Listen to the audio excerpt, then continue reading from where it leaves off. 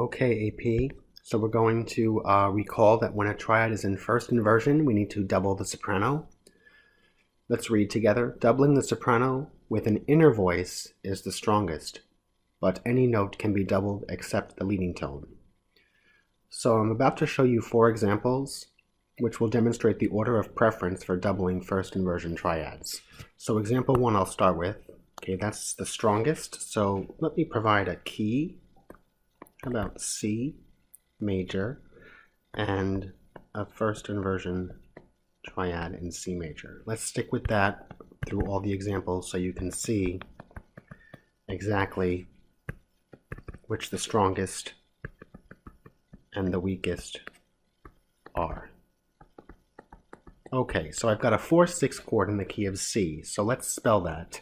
First, let's start root, third, fifth. What's going to be in the bass? The A will be in the bass because of the 6. So we'll put an A in the bass for all of these, like so.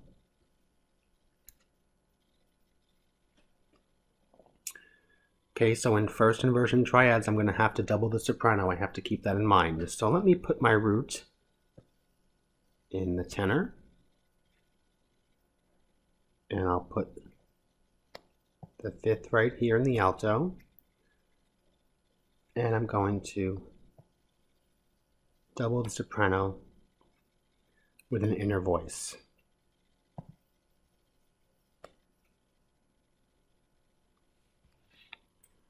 So when you double the soprano with an inner voice, that's the strongest.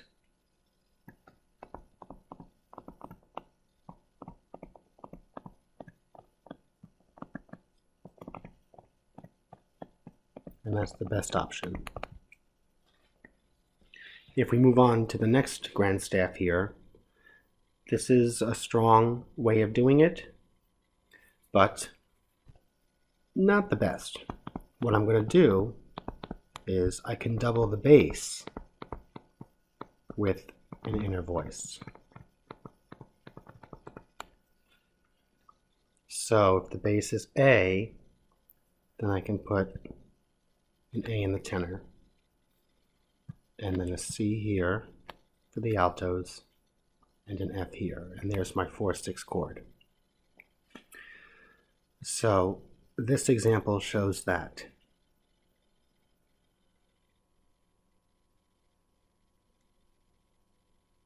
In this particular case, I didn't double the soprano. In the third example, I'm going to double the outer voices. Again, it's doable but not recommended because you run into part writing mistakes. And what I mean by that is this. I've doubled the outer voices.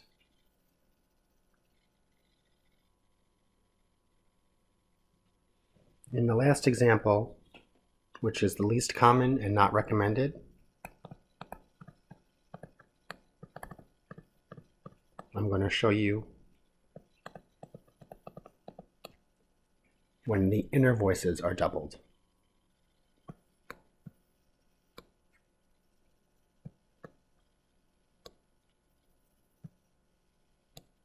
Like so. Okay, so doubling the soprano with an inner voice gets a check ++. That's the best way of doing it. Doubling the bass with an inner voice gets a check +. Doubling the outer voices gets a check, and doubling the inner voices gets a check -. So when part writing, remember that the strongest way to do this for first inversion triads is to double the soprano. Here are some first inversion tips. Step 1, write in the bass note. If the progression is given, the inversion symbols will determine the bass. So if you see a 6, you're in first inversion. If you see a 6/4, you're in second inversion. If you see a 5/3 or nothing, then you are dealing with a root position triad.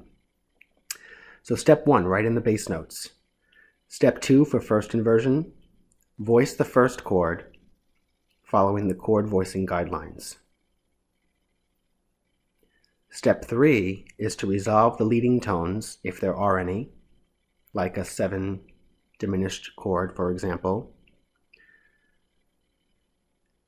So resolve the leading tones and then the perfect fifths between any voices. Step 4, last, you want to resolve any remaining voices holding common tones when possible. So now I'll show you an example of this. Let's head on down here and let's look at example number 1. Let's make this a little larger. So I want to pick a key. Let's do G major, and I want to part write the minor 2/6 first, going to the 5 chord.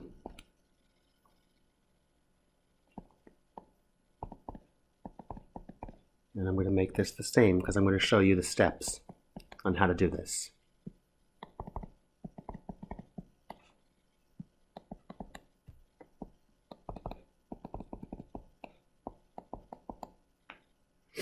Okay, so I should make my key signature because it's not there.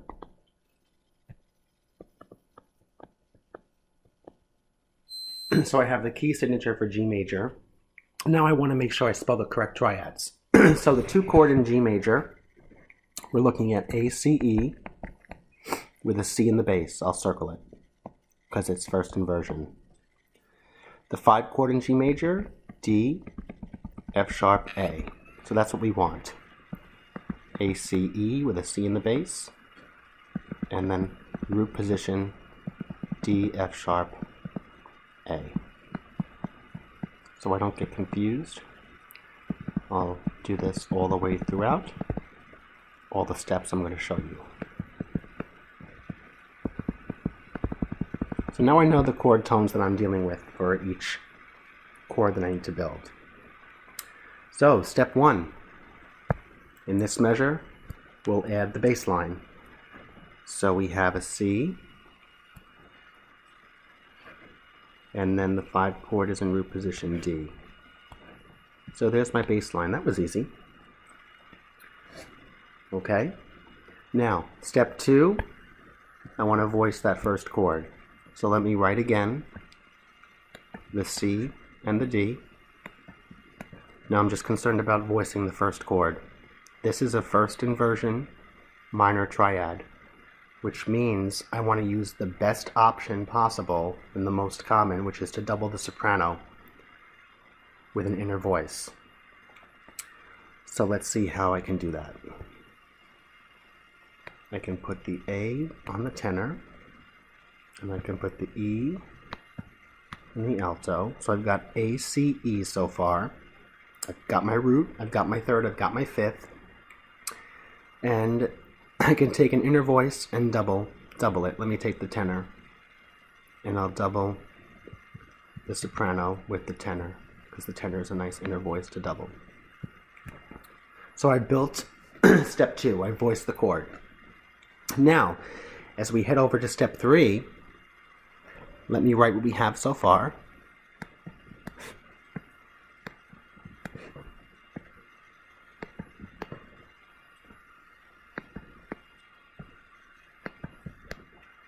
Okay, there is no leading tone here because we're dealing with a minor 2/6 to a 5. We're not dealing with a 7 diminished.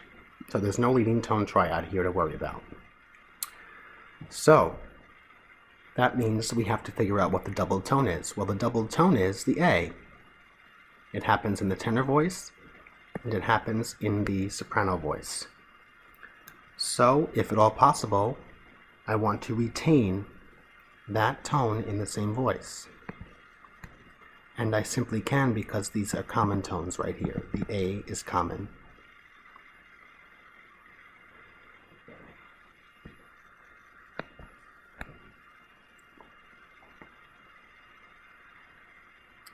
And if I head over to the last measure, let me write what I've had so far.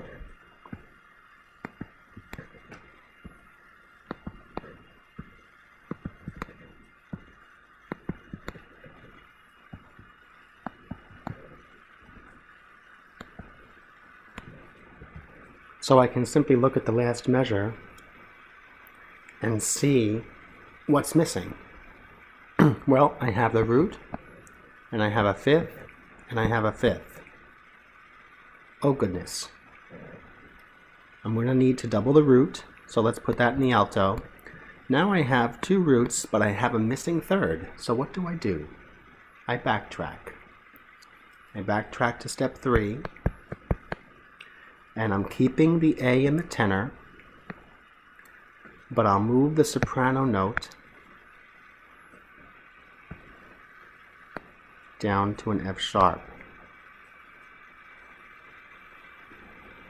And when I do that, now my 5 chord is complete with 2 roots, a fifth, and a third. Now you want to look very carefully and make sure that you don't have any part writing errors that you might be breaking. So we can examine the last measure here, the 2 chords, and we can work from the bottom up. Okay, so we have a sixth to a fifth, tenor and bass, that works. Alto to tenor. A to E, that's a fifth, so I have to be careful here. A to D, that's a fourth, so that works. Let's examine the alto and soprano. I have a fourth here to a third, so that works. Let's examine the bass to the alto. I've got a third, and then I have another third, so that works. And we can finally examine the bass and the soprano. And I have a sixth to a third. So I'm not breaking any rules as far as parallel unisons, parallel octaves, parallel fifths are concerned. It looks as if it's okay. The voices seem to all be in range. The spacing seems to work out nicely. There is no voice crossing happening here. So that's how you would voice this particular progression, where you're going from a first inversion triad to a triad in root position. Let's look at another example. Here's the second example. I think I'll pick F major. Let's add in our key signature now so I don't forget. So we have F major, and I'll stick with green. And let's start out with the 1 chord, but then go to the 5-6 chord.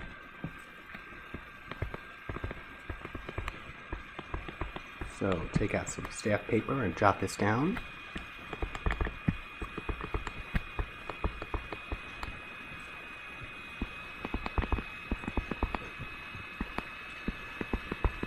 Okay, spell your triads.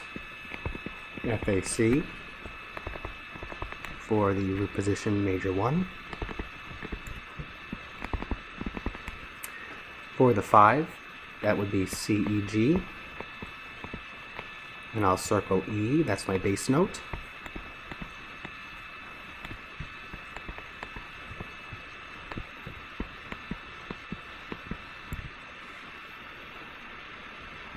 So for step 1, I'll do in this measure, I'll add the bass line. So, root position, bass is singing F. Going to the 5-6, the E is in the bass. So the basses are singing F to E. In the next measure, I will voice the first chord. Let me write in what we have so far. I've got the F, and I've got the E. The first chord is a root position triad because of the major 1. So in root position triads, I know that I should double the bass.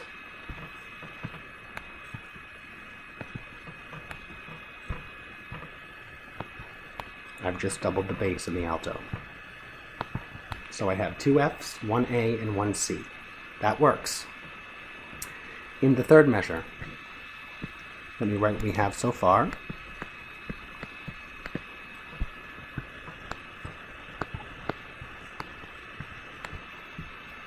And my bass is singing an E for the 5-6. So there is no leading tone here because I'm dealing with just a major 1 chord and a major 5 chord in inversion.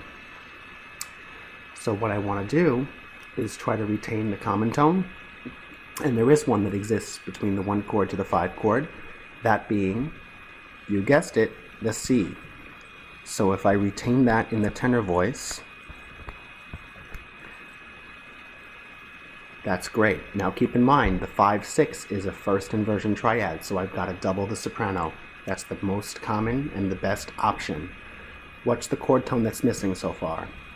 We have an E, we have a C, we need the G.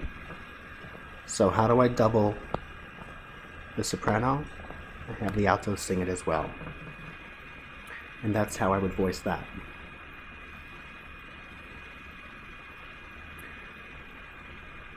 And we just did step four in step 3 right here. So ultimately, our progression, the 1 chord to the 5-6 chord, is going to look like this. And after I'm done writing it, you know what to do. Go back and double check, triple check for any that you're not breaking any part writing rules. And we can do that. Let me use red. Compare adjacent voices and all voice parts when you do this process. Here's a P5 that's jumping out to me, so I'm hoping that there's no P5 here, and there isn't. So a 5 to a 6 is okay. Let's compare the soprano and alto voice. I have a 3rd to a 1, that's allowed. Let's compare tenor with alto. I've got a 4th to a 5th, that works fine. Let's compare bass to alto. Okay, that's a perfect octave. But over here, it's not, so that's allowed. It's a perfect octave, and then it goes to a 10th or a 3rd, depending on how you want to look at it. So it looks as if I followed all proper voice leading guidelines here. The voices are in normal range. Voices do not overlap or cross in any way. I've retained the common tones in the same voice. In the 5-6 chord, I've doubled the soprano. In the root position triad, I have doubled the bass. So it works. So now, AP, what we're going to do is I'm going to ask that you try this on your own. I'm going to erase what I have here, and I'll give you a new key signature and Roman numerals, and you will need to provide the voicing for all 4 voices. And I will do the same thing here. I'm going to erase this. So get that stamp paper ready. Don't forget that if I give you a key signature that has sharps or flats, that you also provide the key signature in the treble and bass clef. Okay, so let's go back up here. And for the first example, you are going to do C major and build me the 4, 6 to the 5. Show me step 1 in the first measure. Show me step 2 in the next measure. Step 3 in the next measure. And the final voicing of the chord in the last measure.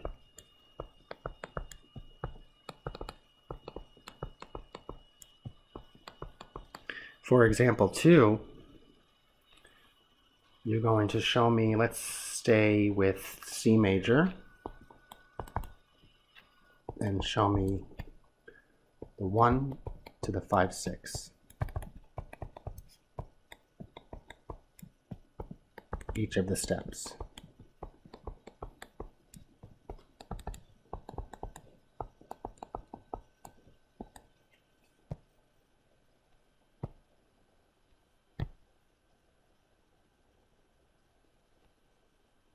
Okay, and I will give you some time now to work on this.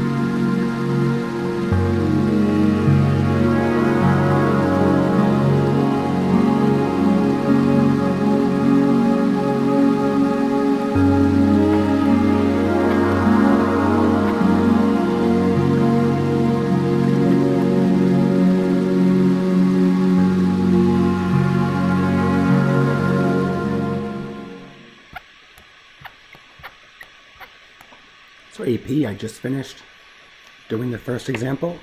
You can take a look at it and see how you did. The final result is in our last measure right here that I'm circling. How'd you do?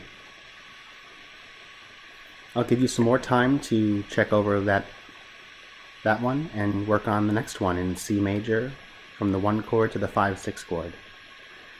Notice that I did the most common option and I chose to, in the second measure, okay, double the soprano for the 4/6 first inversion triad.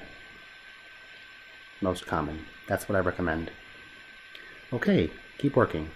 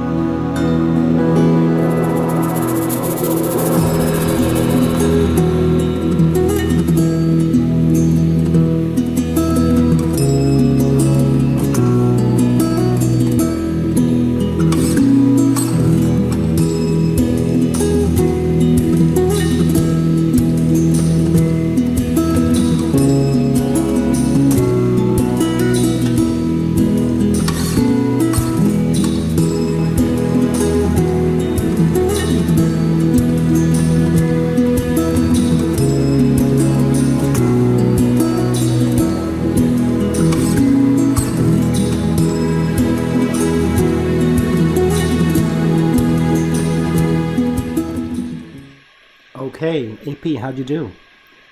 The second example, the measure I'm circling, the final measure, was the last step I put on. And hopefully you came up with the same thing as I did. So you'll get better and better at this, and we'll keep continuing to practice. That's all for now.